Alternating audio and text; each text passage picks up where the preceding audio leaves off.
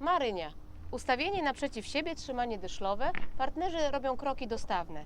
Raz i dwa i trzy i akcent na zakończenie i to samo w tył. Raz i dwa i trzy i akcent. Druga figura to delikatne podbiegnięcie. Tu zwracamy się przodem do kierunku tańca. Raz i dwa z wyraźnym zwrotem. Natomiast trzecia figura to obrót z nogi na nogę. Raz i dwa i trzy i cztery